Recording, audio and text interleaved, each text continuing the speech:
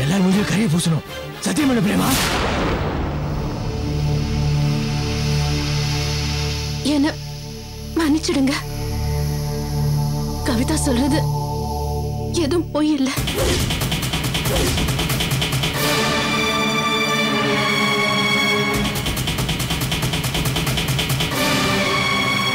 நான் தான் அந்த பையனுக்கு பணம் கொடுத்து பொய் சாட்சி சொல்ல வச்சேன்.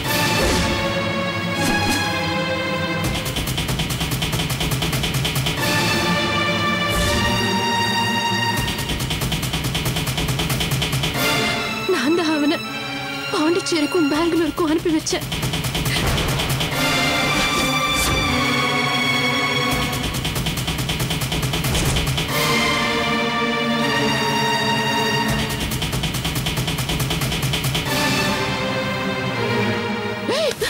என்னடி பேசுற நீ?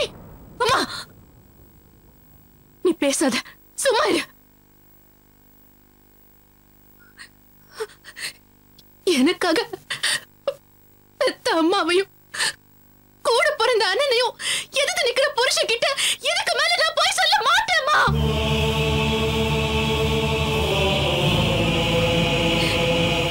இதுக்கு மேல இவர் என்ன கண்ணு துண்டமா வெட்டி போட்டாலும் சரி,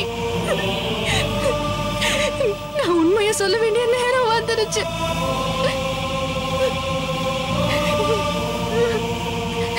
நான் தாங்க செஞ்சேன். கடையில கலப்பட பொருளை வைக்க சொன்னது நான் தான். கலப்பட பொருளை வைக்க சொன்னது நான் தான்.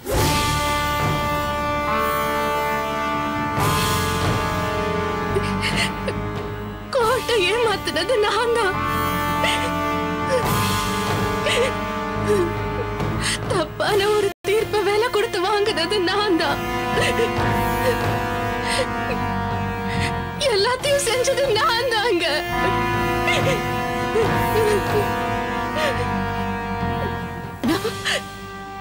எதுக்காக இதெல்லாம் செஞ்சேன்னு உங்களுக்கு தெரிஞ்சுதான் ஆகணும்.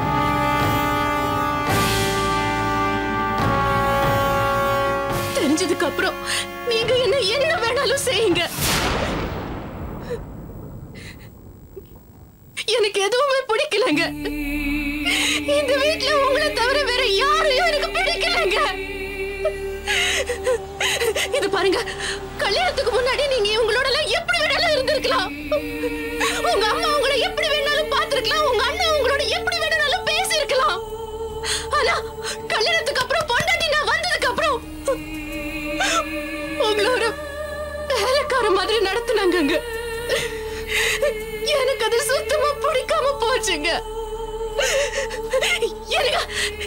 உங்களுக்கு ஒரு நியாயம், உங்களுக்கு ஒரு நியாயம்னு யாருங்க சொன்னது? உங்களுக்கு என்னங்க குறை? இதோ நிக்கிறாரு உங்க அண்ணன். இவரோட நீங்க எந்த விதத்துல இங்க குறைஞ்சு போயிட்டீங்க? இவங்க என்ன பண்ணாலும் இவங்களை தலை மேல தூக்கி வச்சு கொண்டாடுவாங்க. உங்களை கால போட்டு மிதிப்பாங்களா?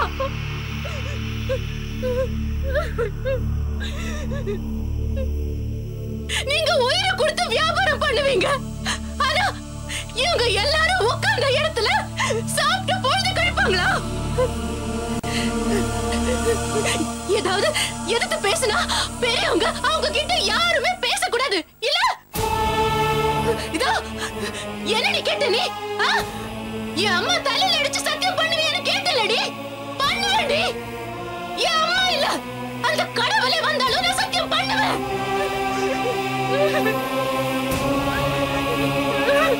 இது பாருங்க, நீங்க உங்க அண்ணனை விட எந்த விதத்திலையும் குறைஞ்சவர் இல்ல. இதெல்லாம் உங்களுக்கு மெதுவா புரிய வைக்கணும்னு நினைச்சேங்க. அதனாலதான் நான் உங்களை யூனியன் எலெக்ஷன்ல நிக்க சொன்னேன். நீங்க ஜெயிச்சு வந்தீங்கல்ல, யாராவது ஒருத்தர் சந்தோஷப்பட்டாங்களா? எல்லாரும் வயிறு எரிஞ்சவங்க. நீங்க ஜெயிச்சதை விட்டுட்டு உங்களுக்கு எதிராக பசங்களுக்கு கடை ஆரம்பிச்சு வச்சாங்க. அப்ப கூட உங்களால அவங்க கெட்ட குணத்தை புரிஞ்சுக்க முடியல. ஆனா எனக்கு புரிஞ்சுதுங்க. எனக்கு புரிஞ்சது. நீங்க அந்த யூனியன் எலெக்ஷன்ல ஜெயிச்சப்ப இந்த வீட்ல ஒரு எறும்பு கூட சந்தோஷப்படலைங்க. இப்ப நின்னுட்டு பேசுறாங்களே, இல்லன்னு சொல்லுங்க பாப்போம். அத விடுங்க, எனக்கு என்ன போச்சு? இவங்க எல்லாரும் விட என் புருஷன் தான் மேல நிக்கணும்னு நினைச்சேன். அது தப்பா? ஆனா இவ அது தப்புன்னு நினைக்கிறாங்க. இந்த வீட்ல இருக்கிற ஒவ்வொருத்தரும் நினைக்கிறாங்க. எனக்கு அது பிடிக்கலங்க.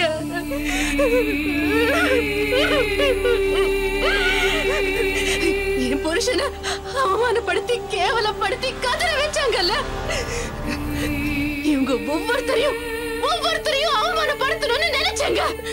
அதனாலதான் என் மனசு கல்லாக்கிக்கிட்டு உங்க கடையில நாங்க கலப்பட பொருள வைக்க சொன்னேன்.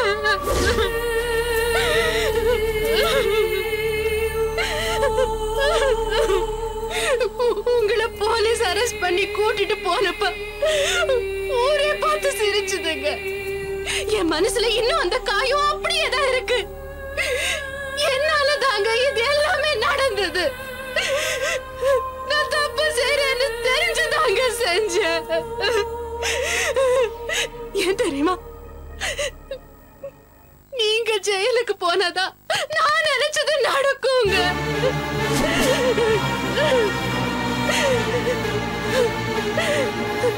உங்க கடைக்கு போலீஸ் ரெய்டு வரும்னு தெரியும். வந்த இடத்துல கலப்பட பொருள் இருக்குன்னு தெரிஞ்சு உங்களை அரெஸ்ட் பண்ணுவாங்கன்னு தெரியும். அரெஸ்ட் பண்ணி உங்களை கோர்ட்ல நிறுத்தும் போது இவ மனசு எவ்வளவு சந்தோஷப்படும்னு எனக்கு தெரியுங்க. எல்லாமே இவ நினைச்சபடிதான் நடக்கும்னு திமிரா இருந்தா. அப்பதாங்க கோர்ட்ல வச்சு இவளை அசிங்கப்படுத்தணும்னு நினைச்சேன்.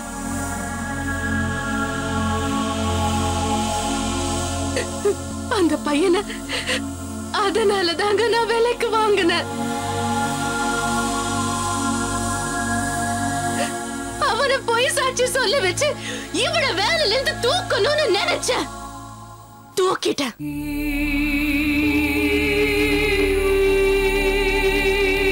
கேஸ் கோர்ட்டுக்கு போன அடுத்த நிமிஷமே நீங்க வெளியில வந்துருவீங்கன்னு எனக்கு தெரியுங்க. ஆனா நீங்க அரெஸ்ட் ஆகலன்னா இது எதுவுமே நடக்காதுன்னு எனக்கு தெரியுங்க.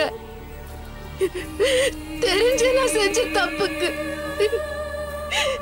நீங்க எந்த தண்டனை கொடுத்தாலும் நான் வாங்கிக்க தயாரா இருக்கேங்க. என் புருஷனை அவமானப்படுத்தினவங்கள நான் பழி வாங்கணும்னு நினைச்சேங்க. அத சாதிச்சிட்டேங்க.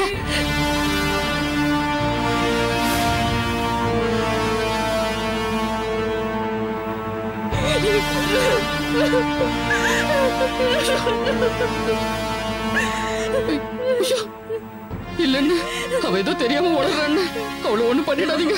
நான் உங்களுக்கு எல்லாத்தையும் விளக்கமா சொல்றேன்னு. அவ சொல்றது எதுவுமே உண்மை இல்ல. அவ ஏதோ தெரியாம உளறி கொட்டிட்டு இருக்க. நீங்க எதையுமே நம்பாதீங்க.